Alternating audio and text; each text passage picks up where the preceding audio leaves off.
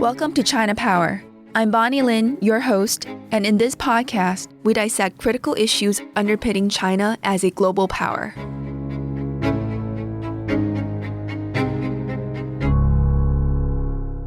Welcome, everyone. Thank you for joining us wherever you are virtually. My name is Brian Hart. I'm Deputy Director and Fellow of the China Power Project at CSIS. And today we're going to be discussing the recent unprecedented purges within the Chinese People's Liberation Army, or PLA. This is a topic that's been in the news a lot lately, and so we're going to unpack some of these key developments. So 1 month ago today, on January 24th, China's Ministry of National Defense announced that the military's top general, Zhang Youxia, and the chief of the Joint Staff Department, Liu Zhenli, were placed under investigation for serious discipline and legal violations. The downfall of these two generals marks the most dramatic move yet in Xi Jinping's years-long purge of the PLA's leadership. The removal of Zhang, Liu, and several other members of the Central Military Commission, or the CMC, has left only one general, Jiang Shengmin, surviving within the CMC. And it's worth noting that Jiang Shengmin is not an operational leader or commander. But the purges of the CMC really are only the tip of the iceberg of these purges. Since 2023, Xi Jinping has purged dozens of leaders from across virtually all areas of China's armed forces. But due to the opaque nature of China's political system, there really has not been a systematic analysis of the purges yet. So to address that, our team today is releasing a new data set and an accompanying report that shows the extent of these purges, and it shows that these are far more extensive than previously understood. We've also published a separate report that brings together several leading scholars of the PLA to unpack the broader implications of these purges, and several of the authors of that report are joining us on this panel today. So with that, I'm going to kick us off by introducing each of our panelists, and then I'll turn it over to them to run through their presentations. And then at the end of that, we will have some Q&A to discuss some of the things that we are presented. So first up, we'll have Dr. Bonny Lin, who's director of the China Power Project and a senior advisor here at CSIS. She previously was the acting associate director of the strategy and doctrine program with Project Air Force at RAND and a political scientist at RAND Corporation. She also served in the Office of the Secretary of Defense from 2015 to 2018, where she was the director for Taiwan, country director for China, and senior advisor for China. Next up, we'll have Mr. John Culver, who is a non-resident senior fellow with the John L. Thornton China Center at Brookings.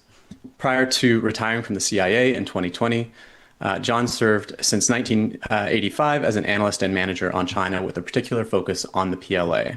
And from 2015 to 2018, he served as a national intelligence officer for East Asia. Next up, we'll have Dr. Taylor Fravel, who is the Arthur and Ruth Sloan Professor of Political Science and Director of the Security Studies Program at MIT.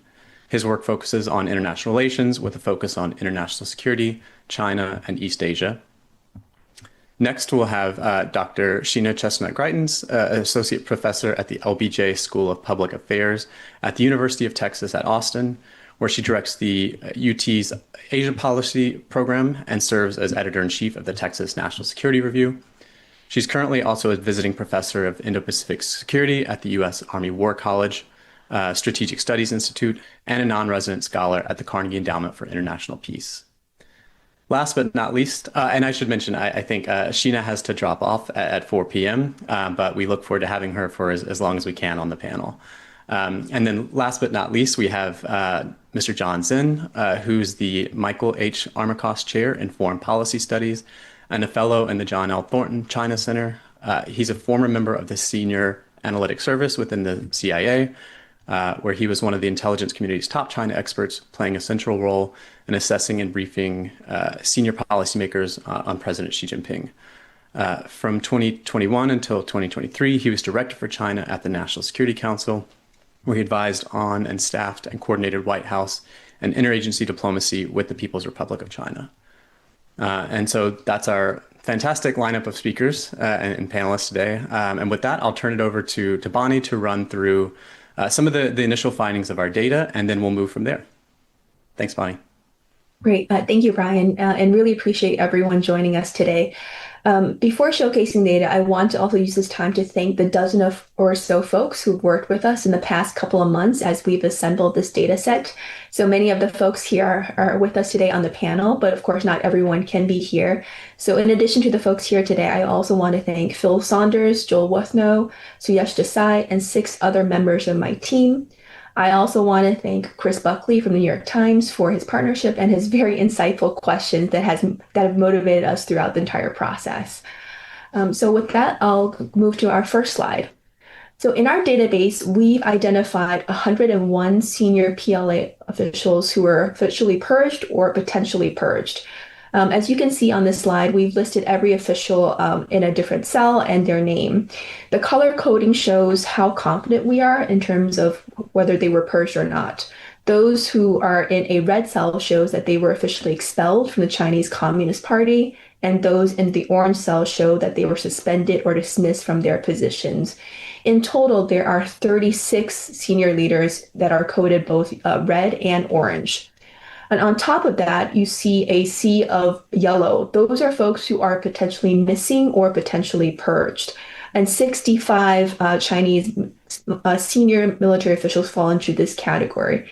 And we made this assessment based on what we saw as their absence at important meetings of which they were usually expected to attend. There's been quite a bit of reporting on a number of these missing officials, but I think what makes our data sets unique and value added is there hasn't been any systematic study and accumulation as well as documenting of those purged and missing. So you'll see that our data sets contain significantly more folks than are generally reported. I will note that of the 101 folks that we included, 2 are gray. They were purged and likely passed away immediately afterwards, so we can't know for sure if they were purged or not. And of the 101 officials that were purged, 11 of them were purged after they left office. So some were retired after 2022, and as long as they were purged from 2022 and afterwards, they are in our data set. So what does this actually look like in terms of officials based on their rank? This slide shows the breakdown of 44 generals and admirals were purged or likely purged, and 57 lieutenant generals and vice admirals were likely purged. Just to give you a sense of the scale of this, there are 3 statistics that we've listed on the slide. So if you're looking at this from just the perspective of generals and admirals at the 3-star level, 41 out of 47 PLA leaders who were at that level in 2022 or later were purged, which is an 87% proportion of those leaders. If you look at it in terms of senior leaders that were promoted by Xi Jinping, of all the generals or admirals he promoted from 2022 onward, 32 out of 35 were investigated and 29 out of 35 were purged. So this is a huge percentage. But beyond just the 3-star positions, if you look at everyone that is on this chart, so generals, admirals, lieutenant generals, and vice admirals, Taylor did a fantastic job in calculating this. He identified 176 top PLA leadership positions and billets. And of those 176 positions, 52% were impacted by the purge. So that is, again, an extraordinary percentage of PLA leaders. What we've seen for the purges is that it has accelerated over time. It started with 1 official that was potentially purged in 2022 to about a dozen or so officials each year in 2023 and 2024. But the major jump we saw was in 2025, in which 62 senior leaders were purged. So far this year, we've seen 11 officials potentially purged, and it's not clear that Xi Jinping is done with his purges. Now, I'd like to walk you through what we're seeing in terms of the purges across the PLA in terms of organizations. So far, we've seen that these purges have touched every part of the PLA, spanning the Central Military Commission, key functional departments under the CMC, the PLA's force services and force support forces, the theater commands, military academies, as well as the People's Armed Police. This chart shows folks who were purged while they were in office. And not surprisingly, the most counts of folks who were purged were from the organizations with the most billets and the most positions. So that includes 27 leaders from the different services, 25 leaders from China's military commands, and then 16 leaders from China's 15+1 functional departments or organizations under the Central Military Commission. So next, I'll walk you through some of the key organizations. I think most people know this. Within the Central Military Commission, which is the highest governing body within the PLA, we've seen 5 leaders purged just from 2022, but of course more who were in the Central Military Commission before, but purged after they retired. So of the 5 military leaders that were removed, all were on the operational track, which relates to what Brian was saying earlier. The only remaining leader is Zhang Shiming, who is a political commissar with very limited operational experience. Below the Central Military Commission, we have 17 leaders purged from the 15+1 departments and organizations, which means that the purges have impacted most organizations supporting and underneath the Central Military Commission. In particular, the CMC Joint Staff Department was hit the hardest, and we saw the chief of the Joint Staff Department, Liu Zhenli, purged along with 4 of his deputies. In addition to that, we saw 3 organizations in which more than 1 person were purged. So in the CMC Political Work Department, the Joint Operations Command Center, and Discipline Inspection Commission, we saw 2 leaders purged each. Now, looking at the theater command, across China's 5 theater commands, we saw the purge or potential purging of the top 2 leaders in almost every theater command. So this includes the commander and the political commissar.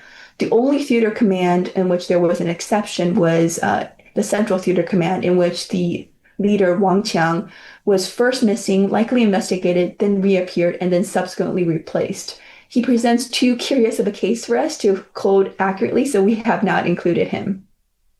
And across the 5 theater commands, we saw the most purges or likely purges within the Southern Theater Command, in which we saw the commander, the political commissar, and 5 deputy commanders purged.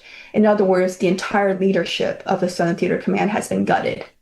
In the other theater commands, we've seen at least 3 or 4 purges of leadership. Now, looking at the services and the support forces, among the 4 services, we also saw that at least 1 commander and 1 political commissar have been purged across the Rocket Force, Army, Navy, and Air Force. The Rocket Force was impacted the most, with 10 senior leaders likely purged, of which all 4 of its past commanders were among that list. Of the 4 service branches, the Air Force was the least impacted. So all of this raises serious questions in terms of how we should think about PLA readiness and whether the PLA is still able to conduct military operations. That's not a question I think that we can fully answer today, and that's an area where there's a significant amount of work still needs to be done. But one of the things that we did look at in our data set was to the extent the purges impacted those on the operational track versus the political track. And here what we see is about 60% or proportion of about 60% of the purged officials came from the operational track. And that proportion was the highest in terms of purge from the Central Military Commission, and it was also quite high among the CMC functional subsidiaries, the theater commands, and the services. So these numbers should raise serious questions in terms of at least near-term impact on PLA readiness. And the final slide I'll leave you here is our best attempt to track which positions are currently filled, vacant, or missing in terms of the PLA, overall PLA leadership. I think the slide might be a little bit hard to read, but we tracked 52 different positions. And of the positions that are currently filled, they're color-coded as the green boxes. So of the 52 positions, 11 positions are currently filled. What that means is 79 of the positions are either vacant, occupied by interim leaders, or we don't have enough information to assess if someone is there. So what this shows is at least some of the near-term impacts on the PLA. But of course, there are likely significant long-term impacts too, including the fact that the decimation of the PLA leadership could afford Xi Jinping significant leeway in terms of restructuring the PLA leadership as well as the high command. So with that, I'll turn the floor back to Brian and the other panelists to unpack some of the implications of this change. Thanks, Bonnie. And we encourage everyone to go check out the full report and database on our website at chinapower.csis.org. So with that overview of the key findings so far, I'll now turn it over to John and John Culver. And John, I think if you could speak to some of the historical context to kind of put this into some kind of context for us to understand how this relates to purges in the past. In your piece that we just published today, you kind of spoke about some of the tumultuous events after the 1989 Tiananmen Square incidents and some of the purges that occurred in the PLA then. So yeah, it'd be great to get your sense of the history behind this. Over to you. Well, as I think the audience is going to hear repeatedly, what we're seeing now is unprecedented. I really thank CSIS and the China Power team for this great work. What's striking is that, Xi Jinping, this isn't his first rodeo. He started as CMC chair with some pretty deep purges, but it was really interesting just watching Bonny just now. The notable thing about that earlier round in 2014 and 2015 was it really didn't touch the operational track. It didn't touch the theater commands. It really focused on two areas, logistics and the political department. And it was notable that they've kind of had a lighter touch this go around. The closest I can come to terms in terms of the scale of what she's doing is probably the mass PLA turnover that followed the 1989 Tiananmen Square crisis. The June 1989 military crackdown on pro-democracy demonstrations came after 3 months of turmoil that split the party leadership and fractured PLA cohesion. When troops finally moved toward the square late on 3 June 1989, the decision to use lethal force came after weeks of internal PLA resistance, with senior Revolutionary-era generals and serving senior commanders initially opposing military intervention. Less well known is what followed inside the PLA after 3 to 4 June 1989. Tensions within the military only worsened. We saw competing senior officer camps strive for control over the military, with one faction that was led by President and Central Military Commission Vice Chair Yang Shangkun and his half-brother, CMC Secretary General Yang Meibing, maneuvering to purge or sideline key generals who had initially opposed the Army's intervention. The result was that between June of 1989 and mid-1992, we saw the replacement of 6 of 7 military region commanders. They didn't have theater commands back then. We saw the consolidation of the Central Military Commission from 10 members. That would be the chair at the time, Deng Xiaoping, and 9 officers, to just 4 left in the CMC after, including Deng Xiaoping left that position to Jiang Zemin, and the wholesale turnover of PLA representation on the Central Committee. This churn, which was contested between the Yang brothers and really Deng Xiaoping opposing them, and it also included elders and senior officers who had initially opposed PLA intervention in '89, only ended on the eve of the 1992 14th Party Congress, when both Yang brothers were removed from all their military positions. Xi Jinping's purges of senior positions surpassed those of 1989 to 1992, signifying his most encompassing goal, I believe, not only to disrupt the informal patronage and loyalty networks of other active and retired senior influencers, but also to help ensure that the PLA is absolutely subordinate and responsive to party control. This earlier episode in '89 to '92 represented a fight between competing leadership factions. That's not true today. Today, Xi is purging an entire generation of officers. This is not a factional struggle, but an assertion of complete control. The arc of what Xi is doing to the PLA dates from his orders in 2014 to arrest the 2 former senior-most generals on the CMC, Guo Shang and Xu Zaihe, followed by a broader anti-corruption investigation over the next 2 years. But even then, he allowed the PLA system, I put that in quotes, to continue to operate, especially in terms of evaluating officers for higher level promotion. He relied on the PLA system to manage its finances and weapons procurement and acquisitions. I suspect, I can't prove, that what he concluded over the intervening decade was this doesn't work. I mean, he was basically saying, in effect, with the massive purges he started really last year, I've got to demolish the PLA systems. Merely changing the tops doesn't change anything. Because what probably scares him and other senior political leaders most isn't really a Taiwan war. They have a lot of agency over that. It's another crisis like 1989's Tiananmen.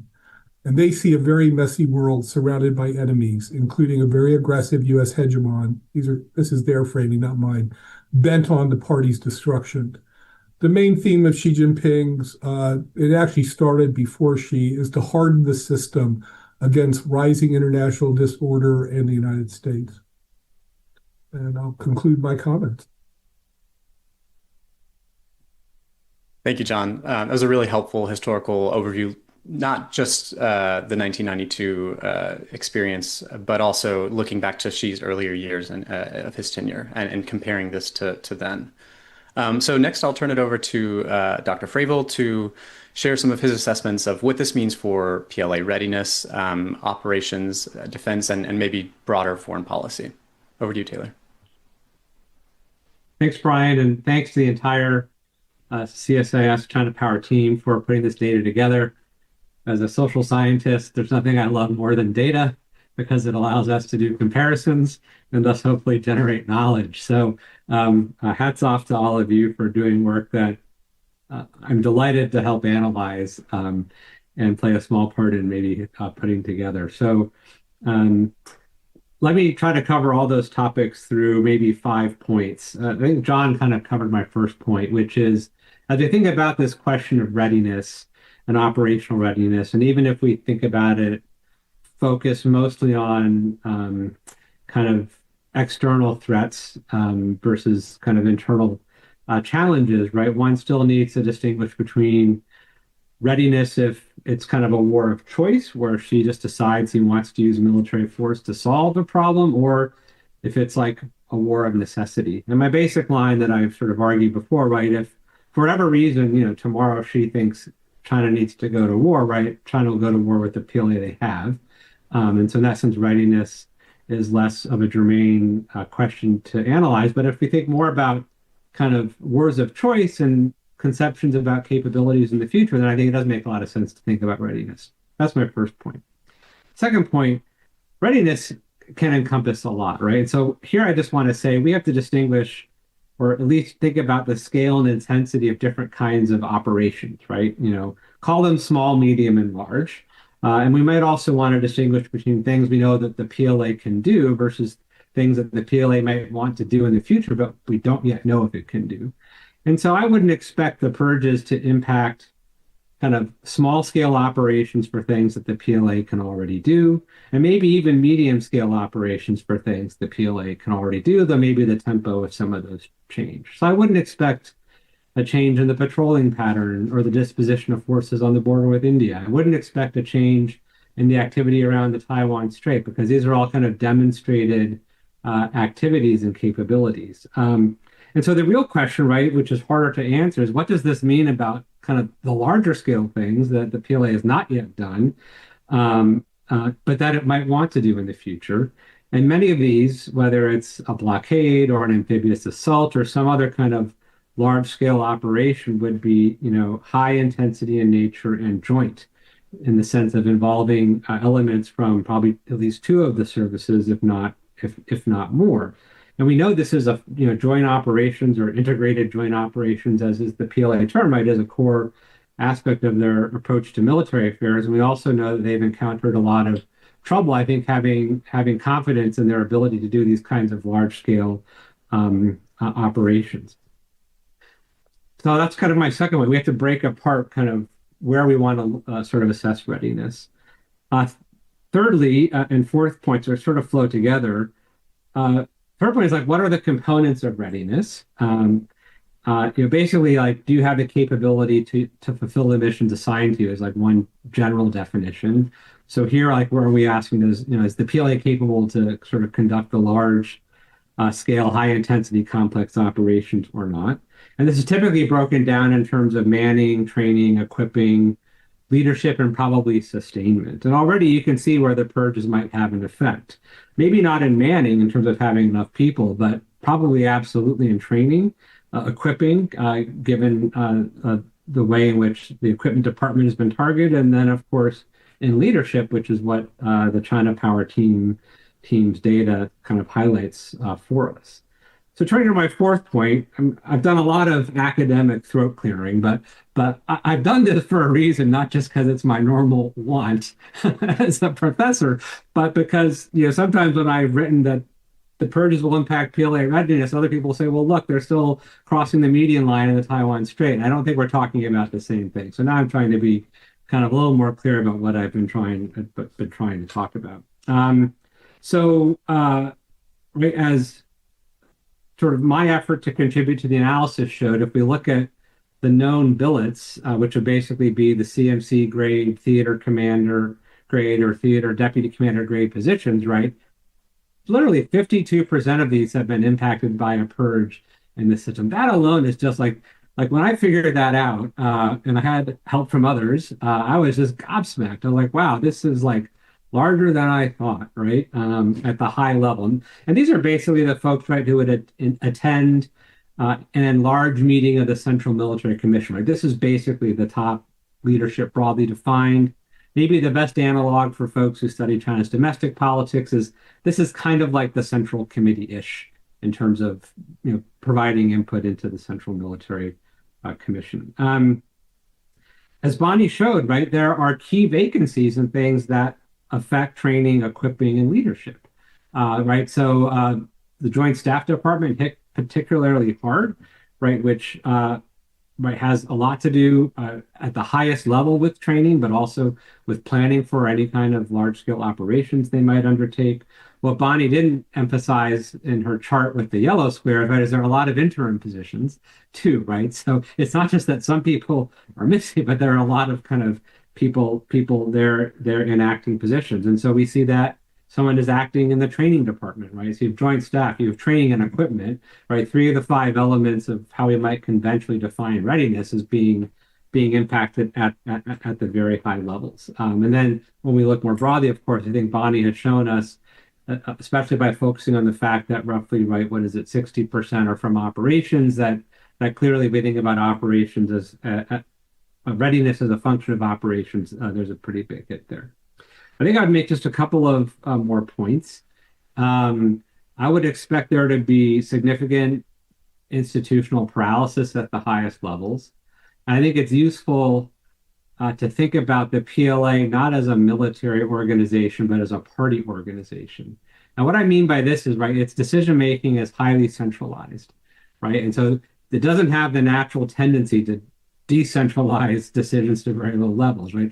Everything funnels upward. But when you have a lot of vacancies or interim people at the top, then they might be either unable to make a decision, or they might sort of try to push it up to an even higher level. And given the fact that there's now only one officer on the CMC, and we don't really know how the CMC general office is working, right? You could see a lot of decisions just being stalled, right? Or at least no one really wanting to make a tough decision. For the same reason, I would expect there, even at lower levels, to be a pretty big impact on risk-taking, because the surest thing you can do to end your career in, right, this kind of highly centralized Leninist system is to make a mistake, right? And then get blamed for it because you don't want the superior to want to be blamed for it. And there's just a very different culture, I think, to risk-taking in the PLA than there may be in other militaries. Lastly, in terms of the impact on readiness, if we look out to the future, right, the one impact of these purges I also didn't fully appreciate, but is that the pool of potential generals has been shrunk because fully a third of the folks who are basically in the lieutenant general grade have been purged or disappeared. And so that shrinks who can be promoted, right? And you're going to have to bring more people up from, I guess, the core level, right, to fill out those ranks and so forth. And that's just a process that will take time in terms of identifying people, but also will take time, I believe, right, in terms of getting the PLA in a position to conduct these larger scale, more complex kinds of operations. I guess to close on diplomacy, maybe 2 quick points. One issue here is that some of the natural counterparts for the United States are no longer in their positions in the PLA or have just joined them. So, I was reflecting back on, right, that episode in 2020 when Esper and Millie were having calls with counterparts, and I think it was Li Zuocheng, that the then CMC member heading the Joint Staff Department, was Millie's counterpart, but that position's now vacant. So if the current chairman of the Joint Chiefs needs to reach out to someone in China, like who do they, in a crisis situation, who do they talk to? I mean, it's not a question of if the telephone line is working. It's a much deeper rooted question on who would be kind of tasked to speak with them. And that could, so then, I'm thinking here of diplomacy in terms of crises, but that could really impact, right, communication between the governments and so forth. And I think, lastly, in a similar vein, in terms of maybe, again, in the context of a crisis, how it gets framed for Xi, if it involves kind of the military, what is the information flow going to be about what the U.S. is doing, and how is that going to be packaged and sort of sent up the chain of command? And we may be in an even worse situation than Jiang Zemin found himself in 2001 when the EP3 incident happened, and he got kind of jammed up by the PLA on something relatively small. So I think there are aspects of this that will certainly have an impact on kind of crisis diplomacy should a crisis occur. And in that sense, we are in a paradoxically perhaps riskier position than we might otherwise be if we just think about this in terms of kind of PLA readiness to do kind of things in the future. So thanks again for the opportunity, and I'll end here. Thank you, Taylor. That was really helpful in terms of the academic scene setting on what is readiness, and what do these purges mean at different levels in terms of readiness. So with kind of the foreign and defense security side being covered, I'll turn it over now to Sheena to cover some of the domestic implications here. Sheena, you've done fantastic work in recent years on China's domestic security situation and apparatuses. So it'd be great to get your thoughts here on what this means for domestic security. Yeah, let me offer a couple thoughts. And first, thanks again for the invitation to participate in this conversation. I think it's a terrific range of perspectives, and especially for the data that CSIS has put together to really put some rigor into the conversation and some real data on the extent of what we're seeing. I thought I might start by sort of trying to be a little bit more specific, maybe to continue Taylor's academic level setting and framing, by sort of pointing out what is and isn't unusual about what we're seeing in China in terms of the use of purges in autocratic political systems. And so, first, purges are a common tool of autocratic survival, and I don't think we should forget that. And it is also fairly common for leaders to purge the people who got them there, right? And so one of the things that is important to know is that those two features, just the presence of purges in an autocracy and that Xi Jinping is purging people who either supported him or helped him consolidate power, those are not unusual features of a non-democratic political system. But Leninist regimes tend to have lower risks of a coup or of an elite removal of a leader. And so what we're seeing is relatively unusual in the sense of the extent of the purges and the amount, both the duration and the severity, like as Taylor mentioned, 52% of military leadership positions impacted is really pretty severe. And so I think that to borrow from John's history, a lot of this dates back to Xi Jinping's postmortem of what happened with the fall of the Communist Party of the Soviet Union.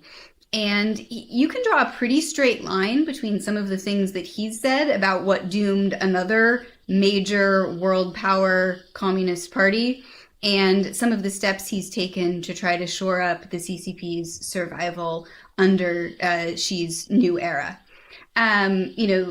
Things like ethnic minority autonomy and the role that it played in the collapse of the Soviet Union are echoed or addressed in some of what Xi Jinping has done in places like Tibet and Xinjiang.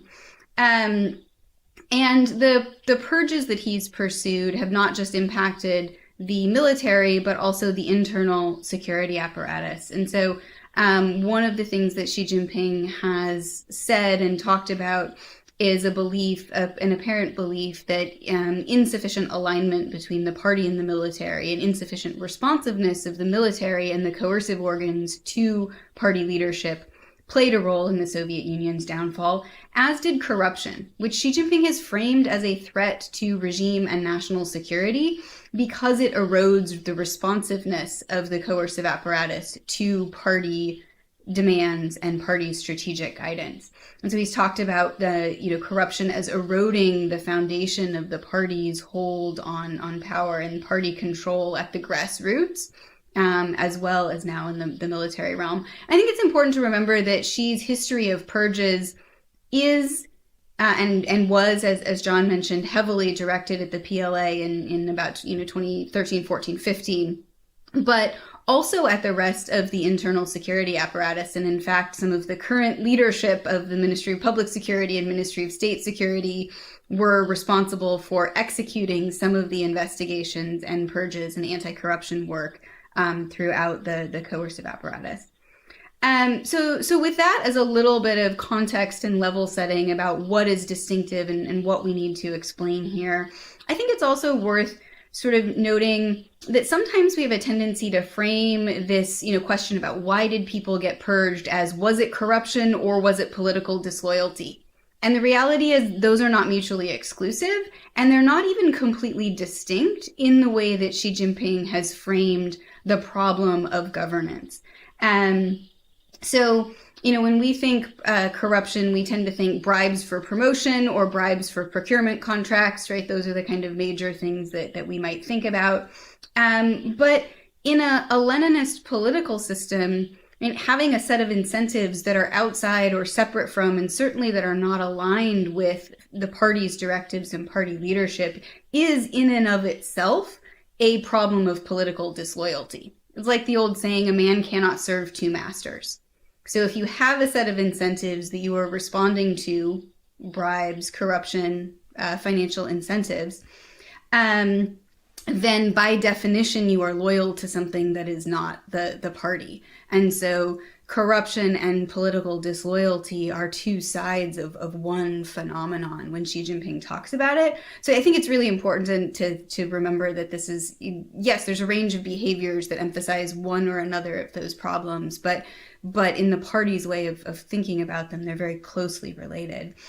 And so that brings me to a couple of comments about what I think the likely effects of the current extensive set of purges are if we view the PLA not only as an actor charged with executing external military operations, but as a site of power and potential threat to the PLA's political survival, to the party's political survival, right? I think that we need to remember and think about the PLA not only in terms of what external missions it can discharge, which is obviously a major reason why we care.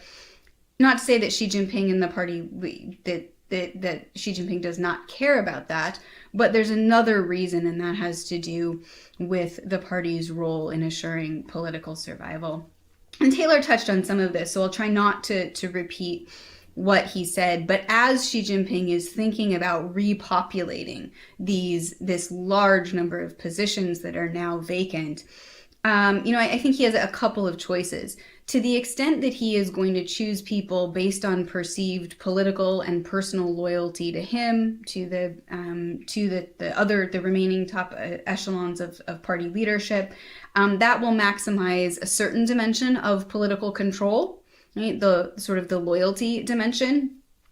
But people who are loyalists, especially if they are being you're speed running promotions from below, which it appears there may be some push to do, then they may have sort of weaker networks. They may have, which make it a little bit harder for them to get honest and good information from below. They may be yes men, and they may be less experienced. Then they will almost certainly be less experienced than the people they're replacing.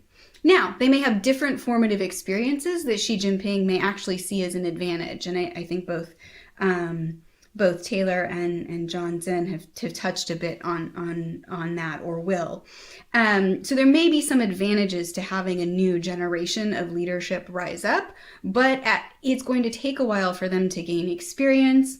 And certainly there may be some question, as Taylor mentioned, about their willingness to speak truth to power in cases where they need to give honest advice to Xi Jinping, not about should you do a military operation or not, right? That's not their role, just as it's not really the role of the chairman of the Joint Chiefs in the US system. It's to give advice about the possible consequences and the risks of any potential operation or set of operations under consideration. And so if you have inexperienced people who have less information or incomplete information coming to them from below and potentially low trust, then I think you have one set of problems. If Xi Jinping doesn't pick people who are primarily selected for political and personal loyalty for him, then he may doubt the advice he gets for other reasons, including reasons similar to those that have led to the decimation of the PLA leadership today. I guess we're above decimation in technical use of the Roman term because we're well above 10% here, but I don't have a good term for exactly 50%. So I think what this leaves you with, and this is kind of where I'll stop just to flesh out this a last thought, is that this problem of party military or maybe leader military trust that Xi Jinping has encountered is potentially not fixable, potentially inescapable. Because if you optimize for one thing that creates higher confidence, you have a trade-off on another dimension that leads to that can erode trust.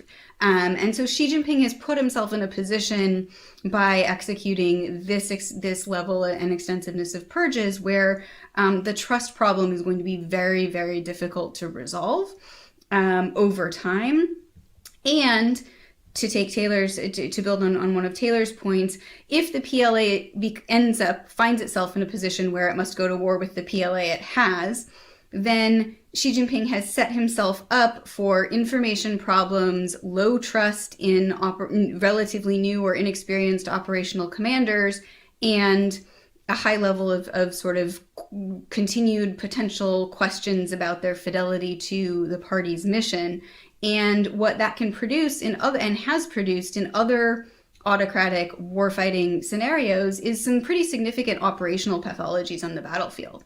And so I guess I wanted to just extend the point that Taylor raised, which is that if the PLA if China ends up going to war with the PLA that it has, that PLA may have significant operational pathologies depending on where and how Xi Jinping does or does not trust the operational commanders who end up filling these now vacant positions. So if anybody's seen the movie Downfall, I imagine that's what Xi Jinping wants to avoid, and also what he could be making likely in some of his current choices. Again, to return to the starting academic framing I began with, we know that purges can help autocrats consolidate power early, but when used long-term, they can actually build a distrust that goes both ways, and ultimately can weaken the foundations of autocratic power. And so I think that, this is not just a sort of problem of temporarily filling the gap by promoting some people to fill even an extensive number of billets. It's creating a dynamic that may have cumulative or sort of recurring effects for the remainder of Xi Jinping's tenure that he will find very difficult politically to actually arrive at a good solution to. So that might be sobering. I think that raises a lot of other questions about implications for areas of impact on U.S.-China relations and on the PLA's operations. But I think I've spoken for long enough, so I'll stop there, and we can pick that back up in discussion. But again, thanks so much. This has been fascinating data to look at, and I appreciate the chance to talk about it today. Thank you, Sheena. That was really helpful in terms of thinking through, what this looks like in the context of autocratic regimes and how they operate. And so putting this in kind of that broader context. Last but not least, I'll turn it over to John Czin. John, you've been studying Xi Jinping for a really long time and thinking about, the moves that he's taken politically over his tenure. So I'll turn it over to you now to put this in kind of the really domestic political context. Great. Thanks so much, Brian. And I'll echo the other speakers today. You guys have done a real public service by pulling together this data set. I've often been concerned as this conversation has percolated that there's been more commentary and opinion than actual information. I may have contributed to that, but kudos to you guys for really grounding the conversation. So I want to pick Sheena's points were wonderful, and I want to pick up and embellish from where she left the story in terms of talking about the broader framework. And what I really want to do is situate these purges in an overall narrative arc and how they fit into the broader trajectory of Xi Jinping's tenure in office. And I think it really does go back to the start of the movie, to the start of Xi's tenure in office, that he has been so focused on reforming the military, right? And when we talk about Chinese leaders, we typically think about economic reform.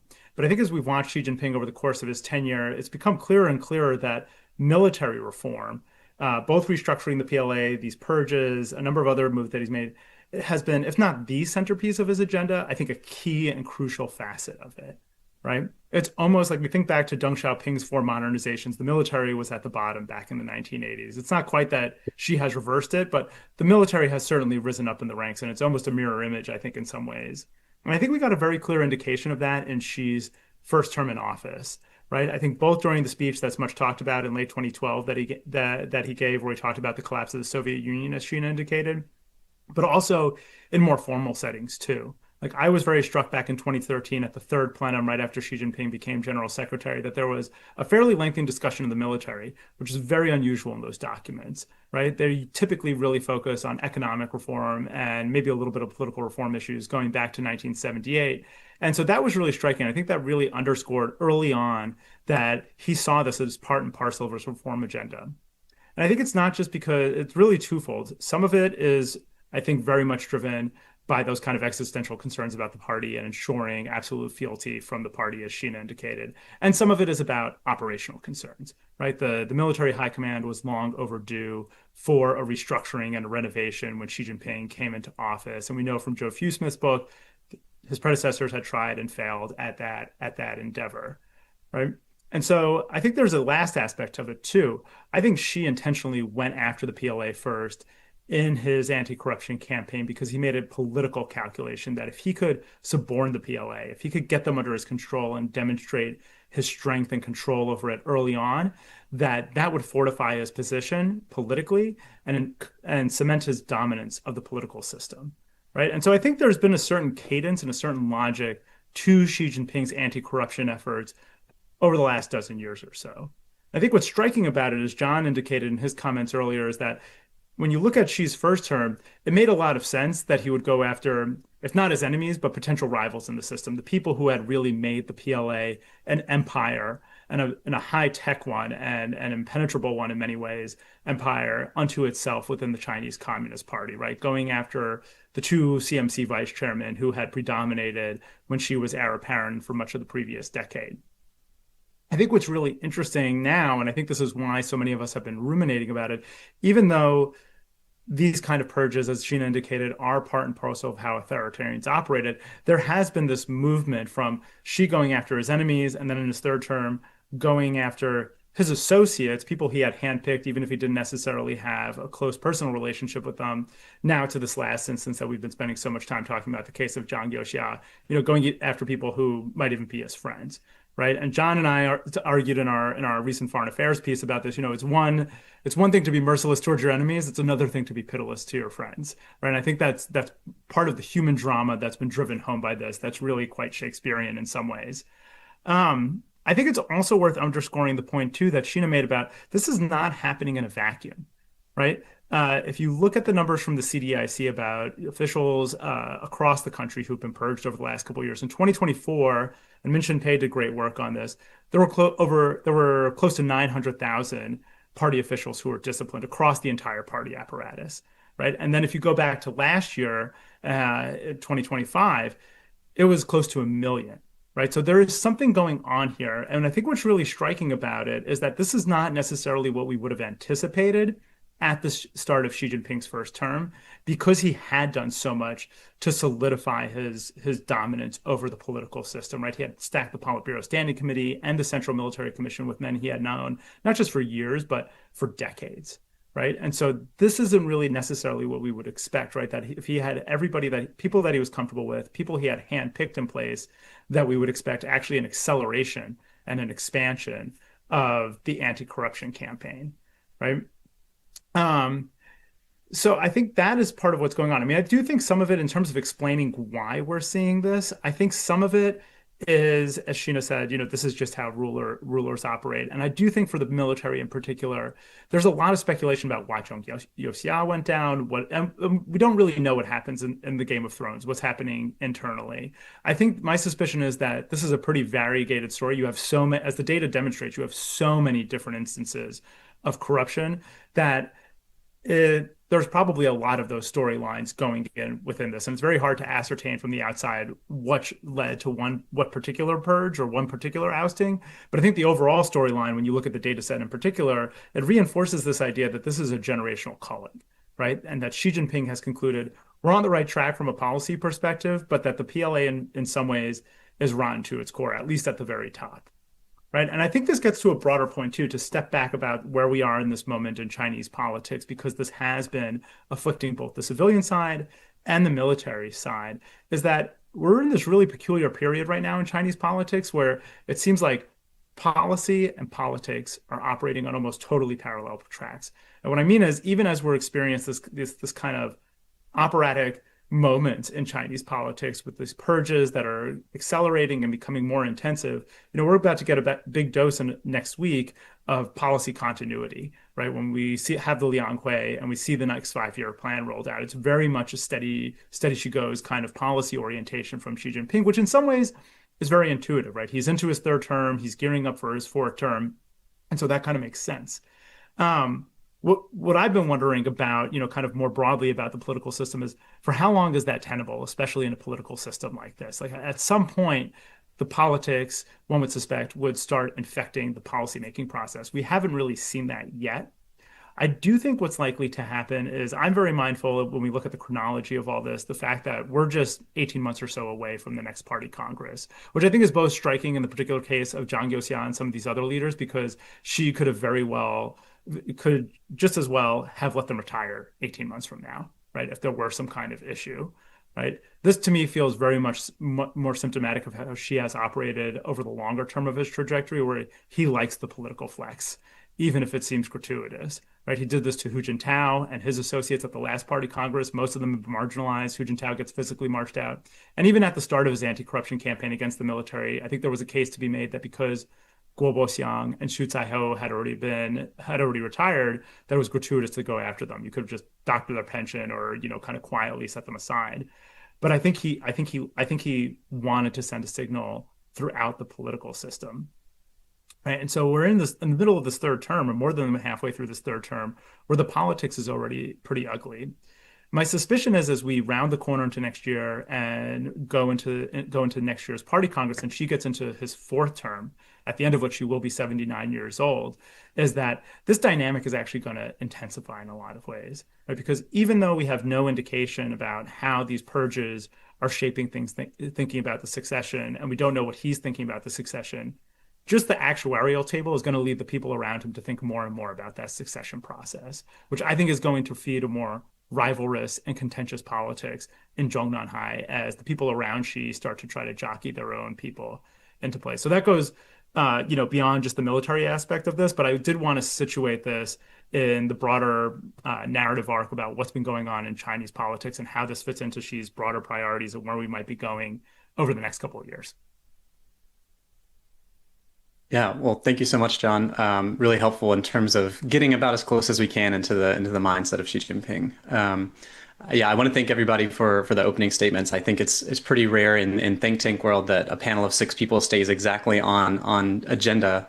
So we're doing great on time here. I guess, Bonny, I'll turn it over to you, maybe to do a bit of a lightning round of some questions and discussion. Great. Yeah. Thank you, Brian. And of course, thank you for all of the experts and panelists who are joining us today. Really fascinating discussion. I know Sheena needs to drop off in 5 minutes, so I'm going to direct my first question to Sheena. I would love to get your thoughts on both, what comes next for the PLA, but I'm really super fascinated with what you just mentioned earlier in terms of how autocratic leaders do use purges, but over time they start to backfire on them. Are you seeing any signs right now of that vis-a-vis Xi Jinping? Because about a week or so, we started seeing a couple of news articles, not exactly reliable news articles, talking about how Xi did not do the military rounds in person at the beginning of 2026, like he typically does. And if you look at how he talked with, how he engaged with his military, it was via VTC, these big tables with him, Dongjun, and others. It was very out of character. Are you seeing any signs right now that that he's worried about the impacts of the purges, or there's any sense of instability or sense of unease within China? Not from what I've seen, but I wouldn't necessarily expect to be detecting that at this point. That's a longer term process, and it's often incredibly quiet, right? And so one of the things I think, again, that it's probably useful to remember is that often when we see coups d'etats in other parts of the country or other parts of the world, they're not actually by the very, very top leadership. And so there are kind of two things to think about in terms of like why the purges reached down as far as they did, right? Which is one of the really interesting and sobering things about them. One is that it's possible that this was intended to eradicate if bribe taking was a part of corruption, and we don't know a ton about each of these cases yet, or at least I don't feel like I have a systematic enough sense of what each person was removed for to draw cumulative conclusions. But often when you see like the big public trials of people for corruption, it's the people who were in the senior leadership positions accepting the bribes. So it's possible that these were the people who are actually doing the bribing, right? I don't know. That's one explanation. Another explanation is if this is much more of a political story, that actually where you often have to worry about disloyalty is not the very top leaders, because they're usually very closely watched. It's actually the next echelon down.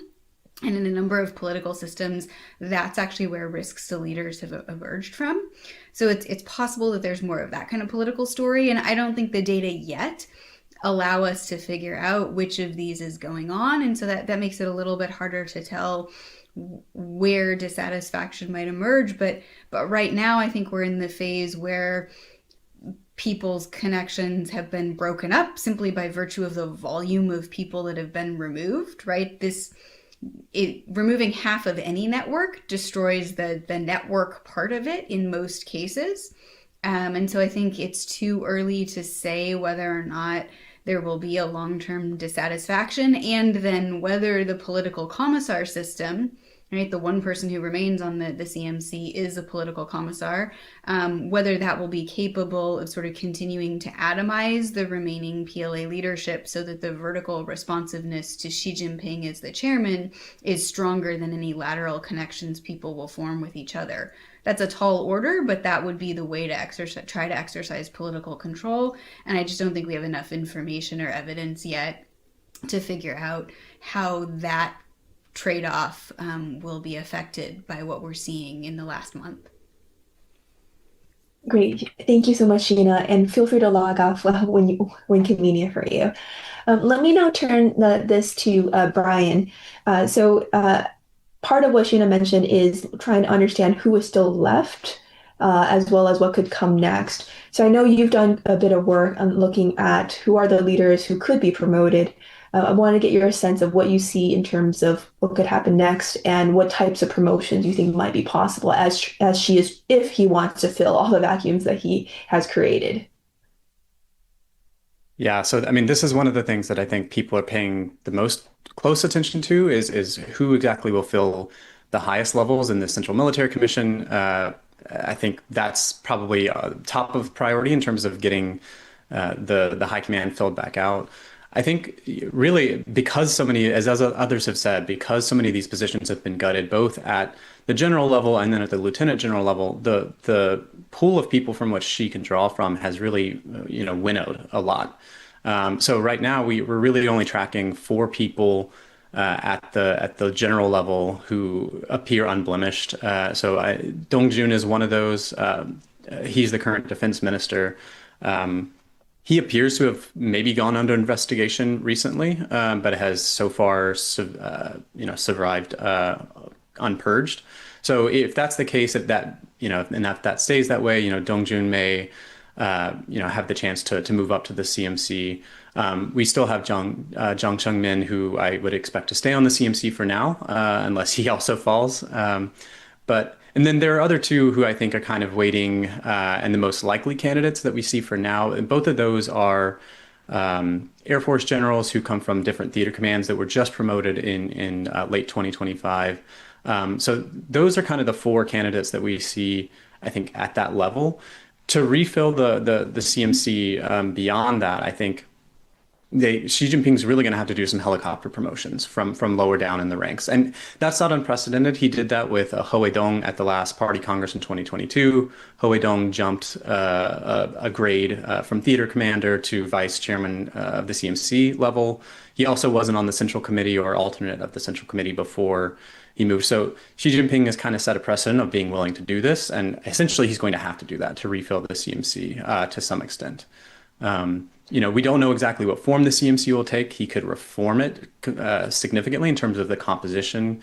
He's done that over the years already. He's shrunk it earlier in his tenure. So I think as John was saying, Xi has shown a real proclivity for organizational reform, both within the military and on the government side too, during his tenure. And so I think if he wants to change this organization to fit his needs, I think he will not. There's nothing to stop him from doing that.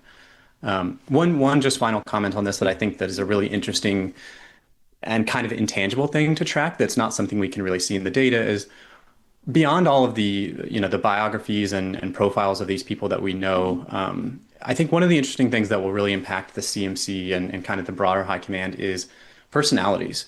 Like what are these people like? Because I think one of the things is that, as we've said, she may be worried about growing power bases beyond his within the PLA that make it challenging for him to achieve his objectives. So he may not want to put in place some of these big firebrands who will come in and sweep through and have a lot of influence wherever they're placed. But at the same time, if you put in people who are just there to keep their head down and listen to Xi, it's not always clear that those people are going to have kind of the gravitas and influence to get done all the rapid modernization, the rapid progress Xi wants to see. So I think Xi has a lot of kind of tensions and things to balance in terms of who he picks. So it's not just about their biographies. It's also going to be about like the personalities that they bring to these positions. Great, thank you, Brian. Speaking of personalities, I think Zhang Youxiao was a known personality and quantity by American colleagues.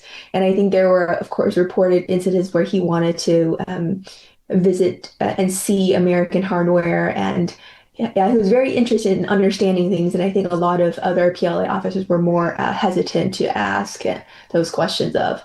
Let me turn now to John Zen for your thoughts. I think it was very interesting earlier you mentioned that you think things could further accelerate and perhaps be even more unpredictable in the future. Like what do you see as the PLA high command moving forward? Or I guess what questions should we be asking to try to get to that answer?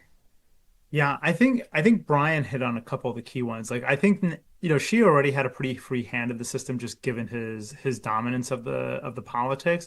But now that he's gotten rid of most of the Central Military Commission, I really think it's up for grabs. What is the structure going to look like?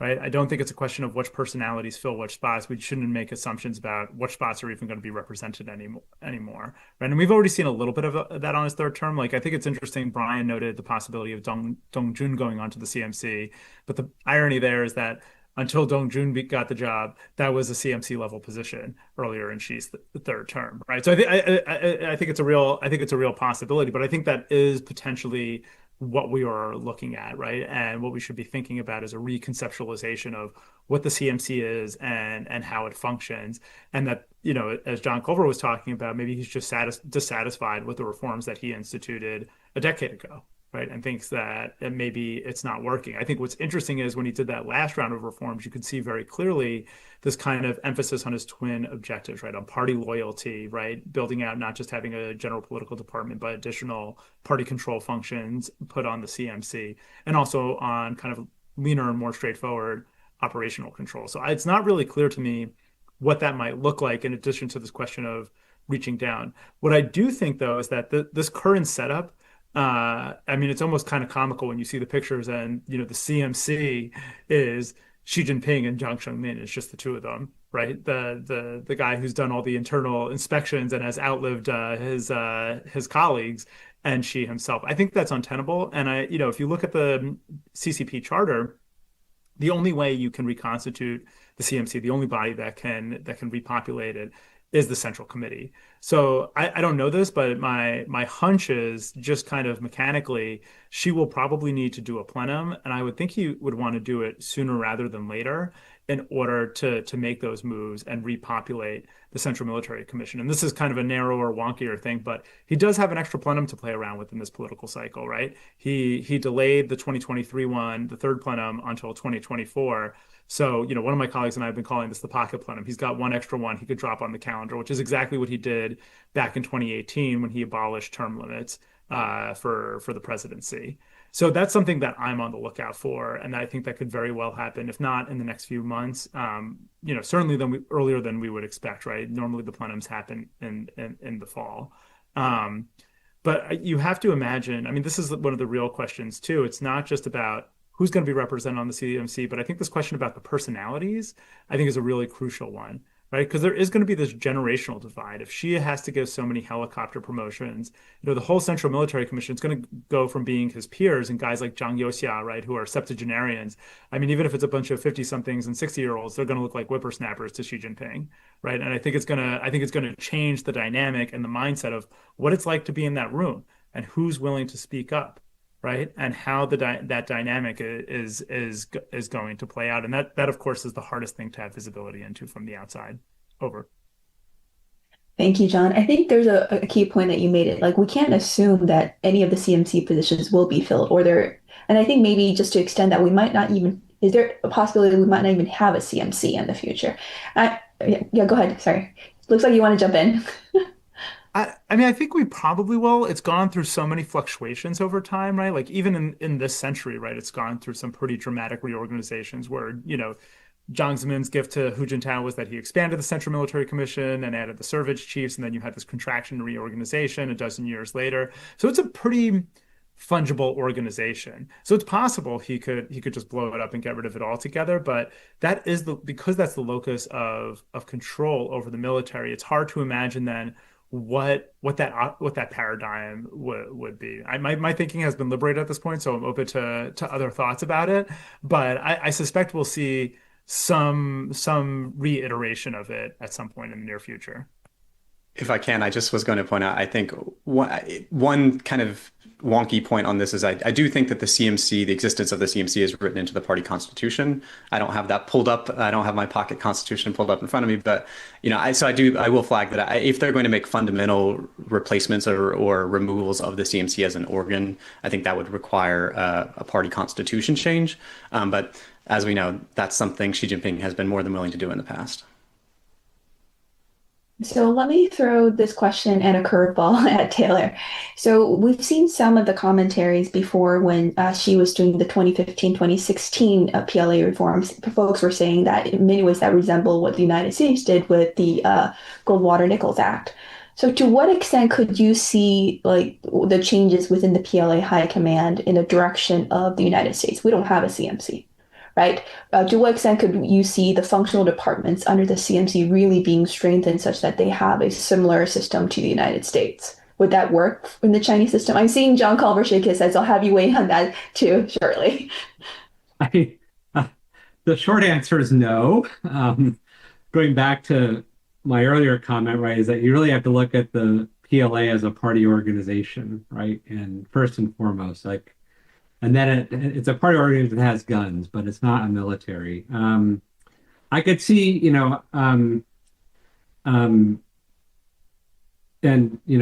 our system is very different in certain respects than kind of the Chinese system. I'd have to think more about exactly what might need to happen, but I wanted to go back to the previous point that Brian and John Czin were making, which is to say, because it's in the charter, maybe it's a higher bar to get rid of it, but the CMC has taken even more forms in what has happened under Xi Jinping. So in the 1950s, Peng Dehuai ran the PLA and wasn't on the CMC, right? The CMC was basically the 10 marshals, more or less. I had to go back and look at the name list, who were there like in ceremonial positions. And the PLA was actually ran in a much smaller organization. So it could be the case we have two vice chairmen and a radically, strengthened general office that does a lot more. I mean, I have to think about how it would play out, but it could be that, what we've come to know and love, right? As the CMC and, looking at who's up and who's down could just be really, really small, and that the actual locus gets centralized, sort of right underneath it, but sort of significantly empowered, by Xi Jinping. So I think there are a lot of interesting possibilities whereby you could keep it in name, but actually dramatically change it in practice. And he doesn't seem to have been satisfied with any of the ways any of the CMCs have been set up, essentially, since he started. So maybe it's just okay, one other vice chair because that's convenient if you promoted one, and something below that where that's empowered. Maybe it's even the joint operations department is kind of elevated. I don't like it could take a lot. I mean, I'm really like way ahead of my skis here, but I'm just reminded by this Peng Dehuai example where like a tremendous amount of authority was concentrated in that one individual in a small office, and none of them were on the CMC. So Taylor, would it be correct? One takeaway from your comments is there's just so much uncertainty in terms of how Xi Jinping could move forwards that it's really hard to even set big boundaries in terms of how you could see the high command within the PLA change. I mean, if I was going to do a self-criticism as a PLA watcher, or I mean, I feel like we kind of expect that when there's been a big change, something will be reconstituted in the same way, and that's basically just not actually that usually true. Like it was kind of true maybe from Jiang to Hu on a few things, and so like John's in, I'm just trying to liberate my thinking as a good member of the analytic community and say like what is possible. I mean, if there's this PLA as Organization 3.0 book, and there's a great history chapter of the CMC in there, and I would encourage everyone just to look at the table. Right? Sometimes there's been 60 people on the CMC, right? In the Culture Revolution, when everybody had to have a high-ranking position, and then the Peng Dehuai kind of example where you had 10 or whatever it was, but had no power, and so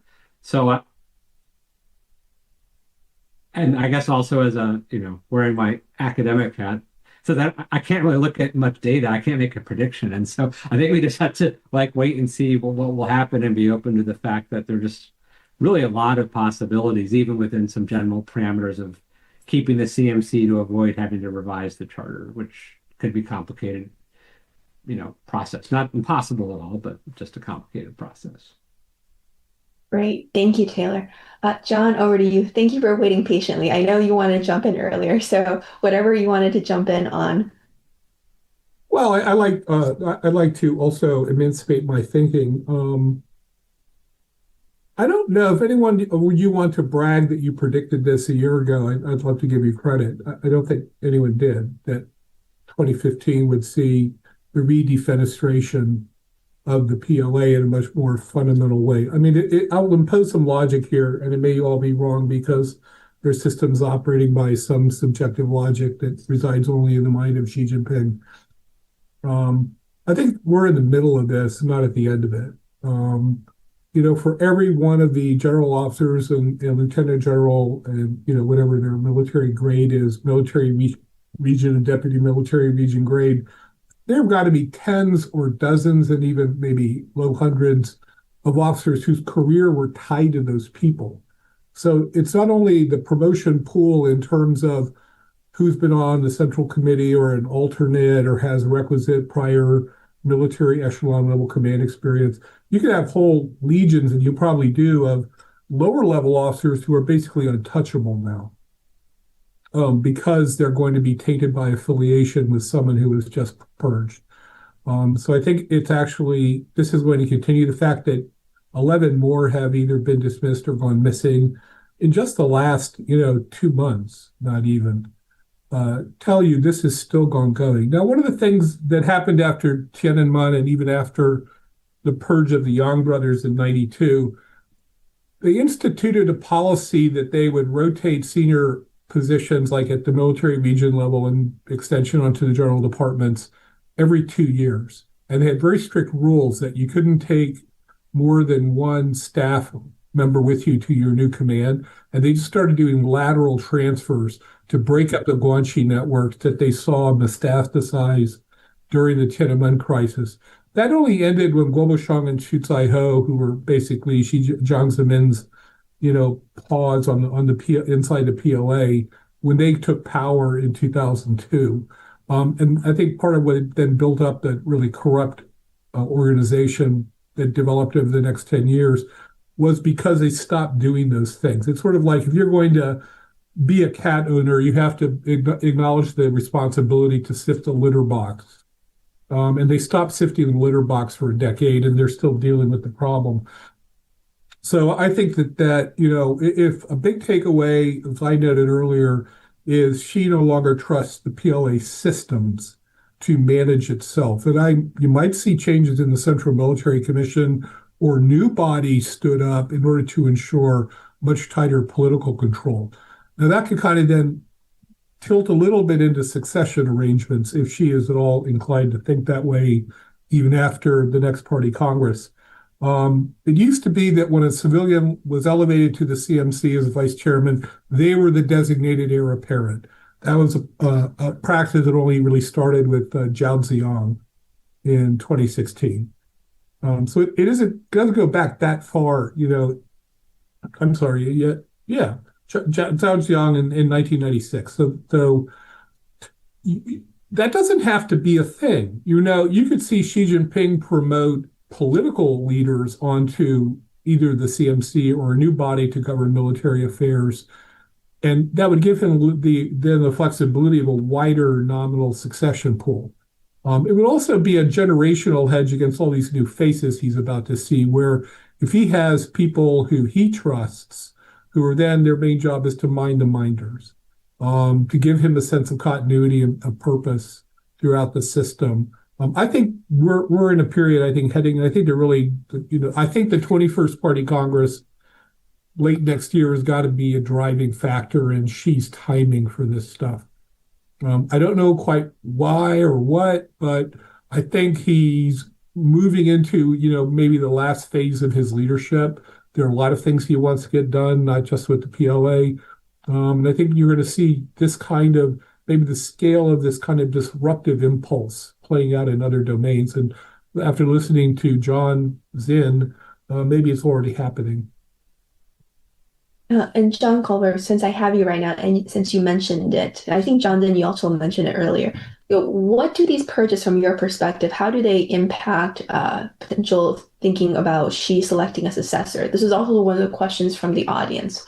Does it make it easier for Xi to put a successor potentially on the CMC as vice chairman, or it's not clear how these events relate to each other? I don't know if that habit, since Zhao Ziyang, is still going to survive what the PLA is going through. I mean, one problem Zhao Ziyang had, though, was under Deng Xiaoping, when Deng Xiaoping was still chair of the CMC, none of the generals accepted Zhao Ziyang as someone that they were going to listen to on military affairs.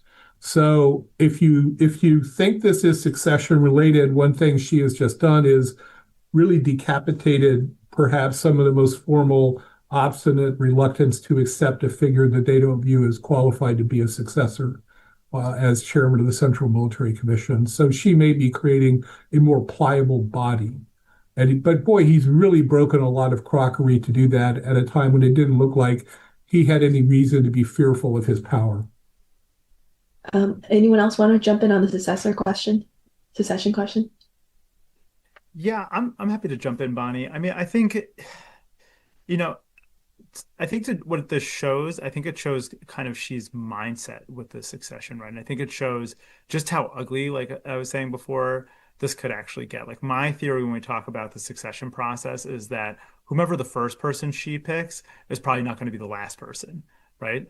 Like, Deng had to cycle through three options. Mao had to cycle through three options. There's kind of almost a rule of three here at play, right? And Sheena was talking about, this is like the movie Downfall. Like the way I've been thinking about it is it's a question of which movie are we going to end up watching, right? Are we going to end up watching Death of Stalin, right? Where the military does get involved in some way, right? And it becomes kind of an uglier succession process. There's less of a history of that in the CCP, or is it going to be more like the movie Conclave, right? Where there's kind of a lot of subterfuge, but it's more subtle and happens behind closed doors, right? And we just see the smoke emanating out at the end, right? But I do think what it shows is that along the way, I think it is going to be tumultuous, and this is where Xi's head is at.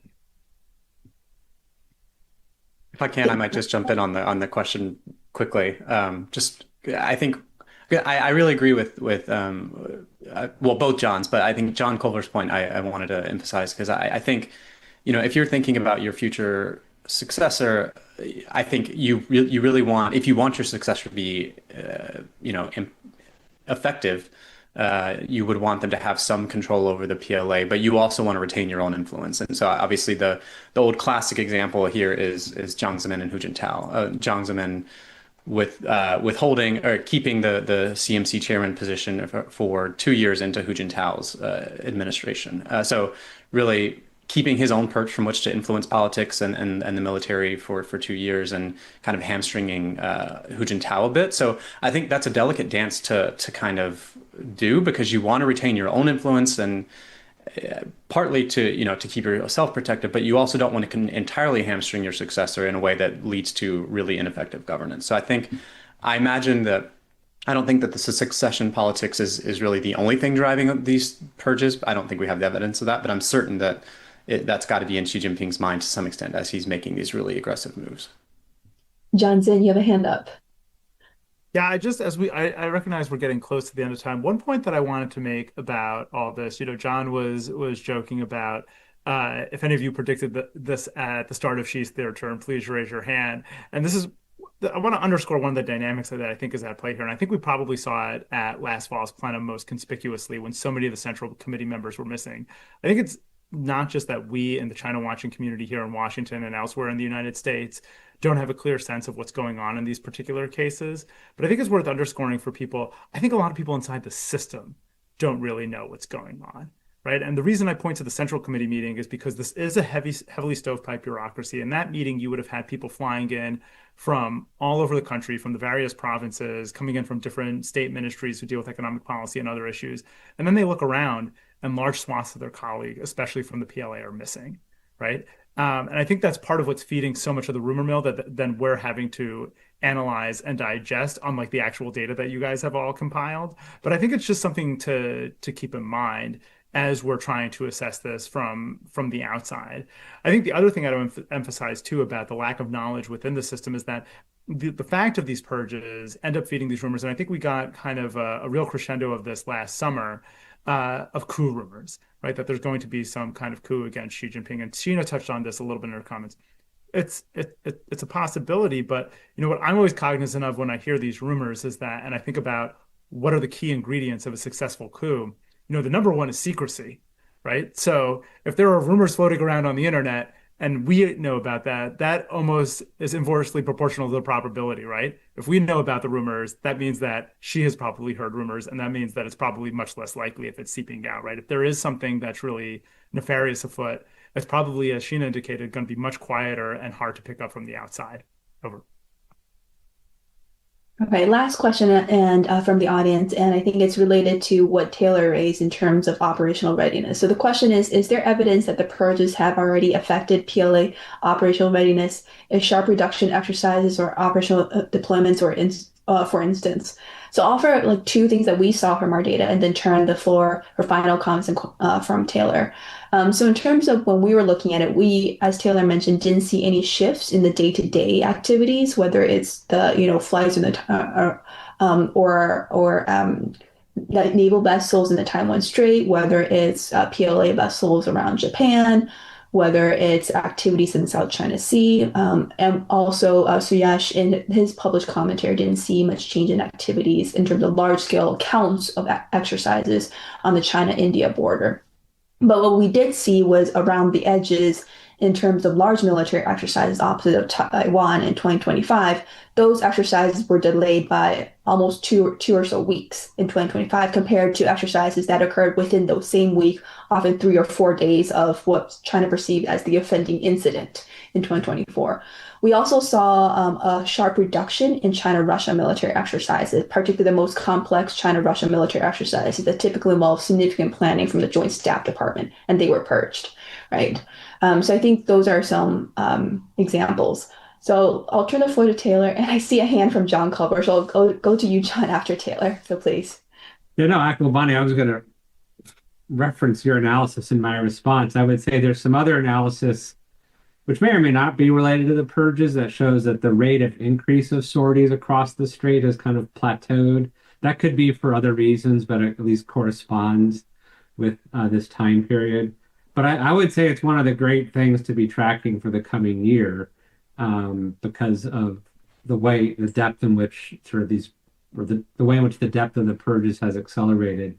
We ought to see, right, a decline in training, and we ought to see a decline in training more manifest at higher levels than lower levels, right? That's what I would expect. Of course, not all PLA exercises that are internal are publicized, which makes this hard to track, like many things. And but that's kind of, if I had a crystal ball and could look at all this data, I would sort of, say, okay, we ought to see less at the theater command level. We ought to see far fewer cross theater command level, and then as you get into lower units, perhaps there's less of an impact. But I would absolutely expect to see it hit in training.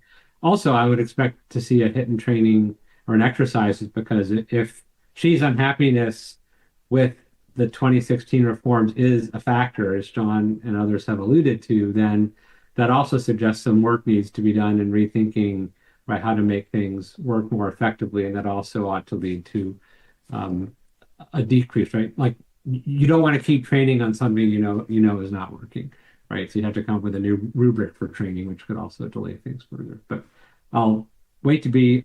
I want to hear what John has to say. So, well, I would note the calendar indicator, which is Justice Mission 2025, which they did in December, in the midst of all this turmoil. By most metrics, it's the second most intense exercise opposite Taiwan, and with aircraft flying into the ADIZ and the southwest corner, and naval and Coast Guard vessels around the island. Out of any they've done, exceeded only by the post-Pelosi exercise. So if they were kind of giving us a temperature read in the midst of this, they're still good to go, at least for that kind of thing. I think your earlier comments about low, medium, and high notwithstanding. Remember, next year is the birthday for the PLA, and she gave them a big self-delivered birthday present, and I don't think he's taken them off the hook for that, despite the Wurlitzer he's just put them through. They still have to show that they're making progress, and so I think it's going to be harder, and they may be maybe less public, more internal kind of rectification. But I think they're still going to be expected to demonstrate at least basic progress in key areas to enable integrated joint operations. I know it would be incredibly difficult in the midst of all this turmoil, but I think that they're going to have a tough taskmaster. I don't think he's going to give them a break. Well, with that, I think there is a lot to watch. I think this panel probably raised more questions than we answered. And as John, Czin, and others have said, we should liberate our minds in terms of thinking about how to understand what's happening moving forward. So with that, let me close the panel and thank all of our panelists. I want to thank John Culver, Brian Hart, Taylor, and John Czin. And of course, Sheena, who had to leave early, but was very kind enough to take time to join us today. And also, of course, thank the audience for staying with us. Most of everyone on this panel has a commentary that's been released on the CSIS website. And there's also, of course, the accompanying data as well as our report. So thank you again for joining us today.